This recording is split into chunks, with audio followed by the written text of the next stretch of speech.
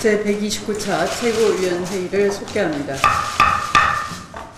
추미애 당대표의 발언이 있겠습니다. 오늘은 고 김대중 대통령께서 서거하신 지 8주년이 되는 날입니다. 민주주의의 상징이며 평화와 인권의 큰 지도자셨던 고 김대중 대통령님께서 서거하신 지 벌써 8년이나 지났습니다. 우리 국민들은 지난 겨울 독재의 혹한 속에서도 민주주의의 생명을 지켜낸 인동초처럼 스스로가 행동하는 양심이 돼 국정농단의 칼바람에서 명예로운 혁명을 이루어냈습니다. 민주주의와 평화가 정착된 시대에 국민의 인권과 복지가 보장되는 나라를 건설하고자 하셨던 고 김대중 대통령님의 숭고한 의지를 개선해 민주당은 국민 명령인 적폐청산과 사회 재개혁, 국민 대통합을 차분히 실행하고 있는 문재인 정부를 헌신적으로 뒷받침할 것입니다. 국민과 함께 무너진 민주주의를 바로 세우고 상식과 정의가 밝게 빛나는 새로운 역사를 만들어 나가겠습니다. 든든한 민주주의의 토대 위에 김대중 정신으로 민생의 꽃이 활짝 필 수 있도록 야무지게 걸어가겠다 다짐드립니다.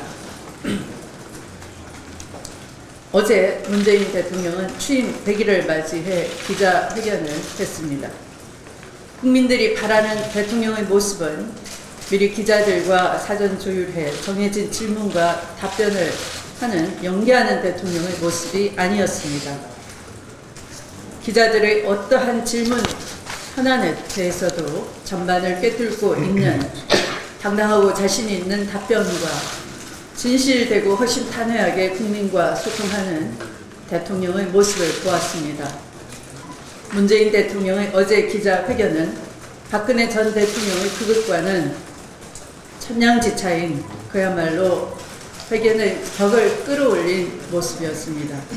취임 100일을 맞이한 문재인 대통령의 국정 수행에 대한 압도적인 지지율의 핵심 원인은 바로 어제와 같은 진실로 소통하는 대통령의 모습이었다 할 것입니다. 그것이 바로 어제 기자회견에서 핵심적으로 강조했던 국민 주권 시대로 가는 참 모습이라고 하겠습니다. 그럼에도 야당은 국민의 뜻과 다르게 문재인 정부의 높은 지지율을 평가절하하고 문 대통령의 소통하는 모습조차 폄훼하고 있습니다. 야당은 더 이상 반대를 위한 반대에 매달리지 말고 국민의 뜻을 받들어 민생 살리기와 안보 챙기기를 위한 협치에 나서 주십시오. 더불어민주당은 문재인 대통령이 주창하신 국민 주권 시대를 향해 열심히 달려가겠습니다. 최근 북한의 괌 포위 사격 위협으로 한반도와 동북아의 긴장은 그 어느 때보다 최고조에 이르렀습니다. 엊그제 북한은 괌에 대한 포위 사격을 유보하고 미국의 태도를 지켜보겠다고 했으며 미국 대통령 트럼프 대통령도 이를 현명한 결정이라며 이례적인 호평을 냈습니다. 일촉즉발로 치닫던 한반도의 정세가 소강 국면에 접어들고 있습니다. 이러한 배경에는 위기 속에서도 흔들리지 않는 문재인 대통령과 우리 정부의 굳건한 원칙, 이 성과를 거두었다는 분석이 나오고 있습니다. 한반도에서 전쟁을 반대하고 평화적 해법을 통한 해결이라는 우리의 원칙에 입각한 노력이 유효했다고 하겠습니다. 대통령은 어제 기자회견에서도 한반도에서 전쟁은 없다라고 분명하게 선언했습니다. 북한에 대해 어떤 옵션을 사용하든 우리와 사전에 협의하고 동의를 받겠다고 트럼프 미국 대통령도 약속했다는 사실에서 문재인 대통령의 전쟁은 없다는 선언이 굳건한 한미 동맹에서 나오는 것임을 확인할 수 있습니다. 그런데 야당은 이러한 노력에 박수를 보내기는커녕 한반도 평화를 위한 모범 운전에 회방을 놓기만 합니다. 지난 10년 북한과의 대화를 단절하고 남북 관계를 파탄으로 만들어 놓은 사람들이 이를 비난할 자격조차 있는 것인지 묻지 않을 수가 없습니다. 더 나아가 자유한국당은 전술핵 배치를 당론으로 채택하는 등 전 세계가 이해할 수 없는 그런 것을 전략으로 꺼내놓고 오히려 긴장고조를 부채질하는 위험한 역주행을 펼치고 있습니다. 야당은 운전석론을 비난하기에 앞서 지난날 남북관계를 파탄시킨 자신들의 신호 위반, 과속, 역주행 등 난폭 운전에 대한 사과와 반성이 먼저 선행되어야 할 것입니다. 지금 MBC는 PD, 작가, 중앙 및 지방 기자들의 제작 거부가 들불처럼 확산되고 있습니다. KBS도 고대영 사장 퇴진을 요구하는 기자들이 제작 중단을 결의했습니다. 이명박 전 대통령 취임 이후 보수정권 9년 동안 망가진 공영방송이 정상화로 가기 위한 힘든 과정을 두 방송국이 겪고 있는 것입니다. 이 말씀 드린다고 해서 지금 돌아가고 있는 카메라가 편집국에 의해서 잘리는 건 아니겠죠. 지켜보기로 하겠습니다. 왜곡되고 편향된 방송에 상처받으며 냉소적으로 바라보던 시민들도 이제는 KBS와 MBC 정상화를 위해 이들에게 성원을 보내고 있습니다. 어제 문재인 대통령은 공영방송을 정권의 목적으로 장악하려 한 정권도 나쁘지만 그렇게 장악당한 언론에게도 책임이 있다고 강조하셨습니다. 문재인 정부에서는 절대로 언론을 장악하려는 시도를 하지 않을 것입니다. 정권이 방송을 홍보도구로 활용하지 못하도록 제도를 개혁해낼 것입니다. 민주당은 KBS와 MBC가 공영방송으로 거듭나기 위한 노력에 전폭적인 지지를 보내고 현장에서 열심히 땀 흘리며 취재하는 여러분의 땀과 가치가 제대로 평가받을 수 있도록 응원합니다. 국민의당과 바른정당이 헌법재판관 후보자 이유정 재판관 후보자에 대해서 비토를 하겠다고 합니다.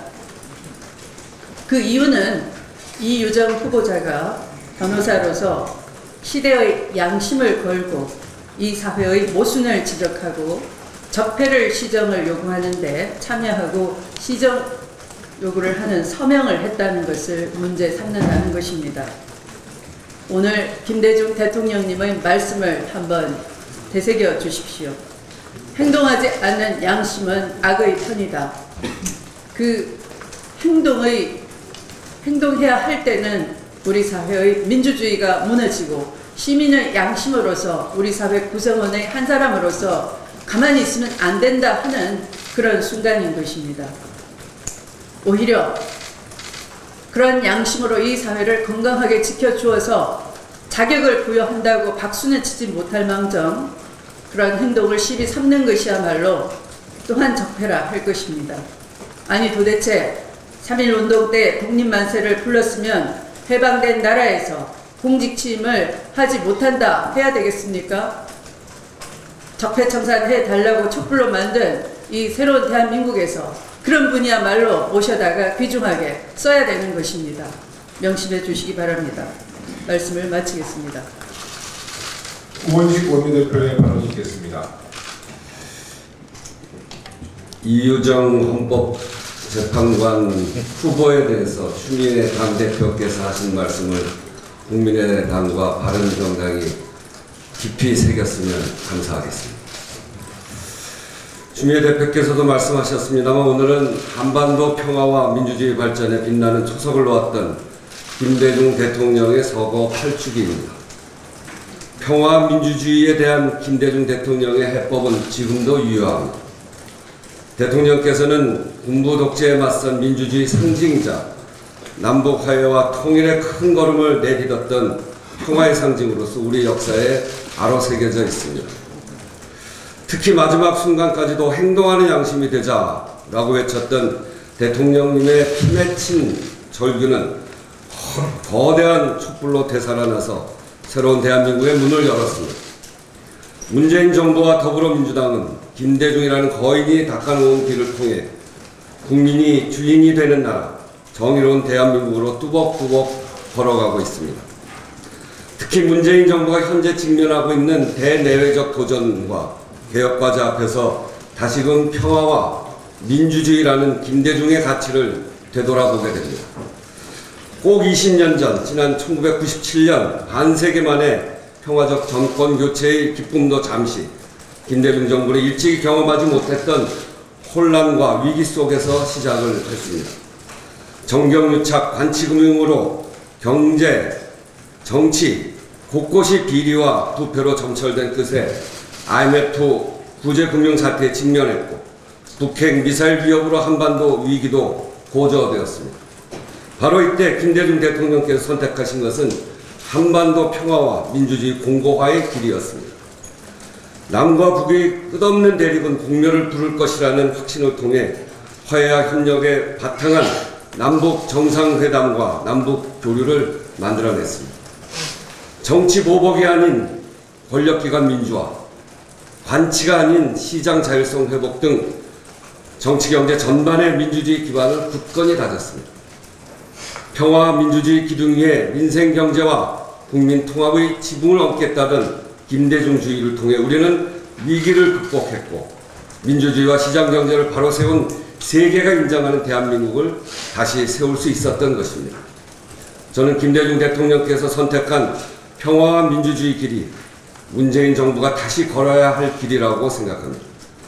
한반도 긴장 고조, 누적된 적폐, 전력 앞에 놓인 일자리 민생 문제 등 20년 전 김대중 정부가 직면했던 문제들이 지난 보수 정권을 거치면서 그대로 되살아났기 때문입니다. 지난 100일은 그야말로 김대중주의에 입각한 평화와 민주주의 가치를 되살려 다시 나라다운 나라를 만들기 위한 밑거름 작업을 해왔습니다. 문재인 정부와 더불어민주당은 보다 구체적인 한반도 평화와 적폐 청산, 경제개혁의 과제를 더욱 속도감 있게 추진하는데 더욱 혼신의 노력을 다해 나가겠습니다. 끝으로 취임사를 통해 바르게 산 사람이 성공하고 그렇지 못한 사람은 실패하는 그런 사회가 반드시 이루어져야 된다고 말씀하셨던 김대중 대통령의 유지를 이루어낼 수 있도록 집권여당 원내대표로서 한 사람의 정치인으로서 최선을 다하겠다는 말씀드립니다. 한 가지만 더 말씀드리겠습니다. 지난 15일 대만에서 LNG 발전소 조작 사고로 정전 사태가 발생했습니다. 이 과정에서 대만 전체 가구의 64%에 해당하는 828만 가구가 전기가 끊겼습니다. 이에 대해서 야당과 보수 언론들은 대만의 정전 사태가 마치 탈원전 정책의 실패인 것처럼 일제히 주장하고 나섰습니다. 하지만 대만 정전 사고의 원인은 한 곳에 발전 설비가 집중되어 있는 대용량 다수호기 발전소의 위험성을 그대로 드러낸 것입니다. 이번 사고는 직원의 실수로 가스 밸브를 2분 동안 잠그면서 6기의 대용량 LNG 발전기가 한꺼번에 멈추면서 발생한 사고입니다. 멈춰선 6기의 발전소 용량이 대만 전체 발전 설비의 10.5%에 해당하며 이 발전기들이 불시에 정지되면서 발생한 사고입니다. 결국 대만 정전 사고는 탈원전 정책으로 인한 것이 아니라 한 곳에 많은 발전 설비가 집중되어 있는 다수호기 문제 때문에 발생한 것입니다. 심각한 것은 세계에서 가장 많은 원전을 밀집해서 건설한 우리나라도 이와 같은 사고가 발생될 수 있다는 것입니다. 만약 신고리 오리코기가 건설된다면 고리원전 부지에 총 9기, 10.2기가와트, 그리고 월성원전에 총 6기, 4.8기가와트, 그래서 약 15기가와트의 설비가 집중되는 것으로 전체 설비 용량의 10%에 해당합니다. 문제는 고리와 월성 원전이 위치한 곳이 작년에 온 국민을 떨게 만들었던 경주 지진의 양산 단층 때에 위치해 있다는 것입니다. 원자력 발전소는 지진으로부터 원자력을 보호하기 위해서 설계 기준의 90%인 리히터 규모 6.4 수준의 지진이 발생하면 자동으로 정지하게 되어 있습니다. 만약 작년 경주 지진의 규모 5.8 리히터 규모 5.8보다 조금 더 큰 지진이 고리와 월성 원전에 영향을 주는 양산 단층에서 발생한다면 두 부지의 모든 원전이 불시에 자동 정지하게 됩니다. 이럴 경우 부울경 지역을 중심으로 시작된 정전이 전국에 순식간에 퍼져 블랙아웃에 빠지게 될 가능성이 매우 높습니다. 신고리 오리코기와 건설 당시 이런 다수호기로 인한 전력 개통의 안전성 문제가 여러 차례 지적됐습니다만 지난 정부는 이것을 제대로 검증조차 하지 않았습니다. 대만 정전의 교훈은 탈원전 정책 제고가 아니라 다수호기의 위험성이며 한 곳에 대용량 발전소를 집중 건설하는 신고리 오리코기에 대한 경고입니다. 그럼에도 야당과 보수 언론들은 대만의 정전을 탈원전 정책에 따른 전력난에 따른 것이라며 탈원전 정책 반대를 위해 진실의 눈을 감고 제 눈에 물대기식 해석을 하고 있습니다. 이번 사고로 탈원전 정책을 바꾸지 않을 것이며 오히려 대형 발전 시설의 취약성이 드러난 것으로 분산형 전원을 확대하겠다는 입장을 밝힌 대만 총통의 목소리에 귀를 기울일 것입니다. 문재인 정부의 탈원전 에너지 정책을 통해 재생에너지 중심의 분산형 전원을 더욱 확대해 나감으로써 이러한 다수호기 리스크를 지속적으로 완화시켜 나가야 할 것입니다. 이상입니다. 더 발언하실 분이 없으면 회의를 박범계 최고위원님을 발언 듣겠습니다. 네, 추미애 대표님도 말씀하셨고 우원식 원내대표님도 말씀하셨는데요. 지금 문재인 대통령에서 이유정 헌법재판관 후보가 지명이 돼서 지금 인사청문 요구안이 지금 국회에 와 있습니다. 어제 법사위를 열었지만 야당들이 일제히 마치 마녀 사냥을 하듯이 이분이 변호사로서 즉 민간인의 신분으로서 우리 한국 헌법이 우리 헌법이 보장하고 있는 표현의 자유 그리고 사상의 자유, 양심의 자유 그리고 정치적 활동의 자유와 관련된 그동안의 소신적 행동들에 대해서 문제를 삼기 시작했습니다. 아시다시피 우리 헌법재판소는 현재 헌법재판소장이 임명 동의안이 지금 통과가 되고 있지 않습니다. 유일한 진보 헌법재판관이라 할 것입니다. 여성 헌법재판관은 단 한 분도 없습니다. 이정미 대행께서 지난번 박근혜 전 대통령에 대한 탄핵 결정 당시 국민들로부터 얼마나 찬사와 환호를 받았습니까? 여성 재판관이 한 분도 없습니다. 진보라고 얘기할 수 있는 재판관이 과연 제가 아까 말씀드린 지금 소장으로 임명 대기 중이신 김희수 재판관 외에는 없습니다. 대법원은 14명의 대법관 중에 단 2분의 여성 대법관만이 있습니다. 이것이 한국의 현실입니다. 헌법의 현실이고 한국 헌법기관의 현실입니다. 자, 민주당이 영입 인사로 발표했다고 해서 민주당이 찍으면 그분은 자격이 탈락이 되는 겁니까? 세상에 이런 일이 어디 있습니까? 민주당은 진보와 중도를 아우르는 범국민적 정당입니다. 그래서 수권을 했습니다. 좋은 제목이 있고 좋은 인재가 계시면 삼고초를 해서라도 영입을 하려고 노력을 해왔습니다. 이유정 변호사는 민간인으로서 본인의 사상과 본인의 생각을 자유롭게 발언하고 선을 했을 뿐입니다.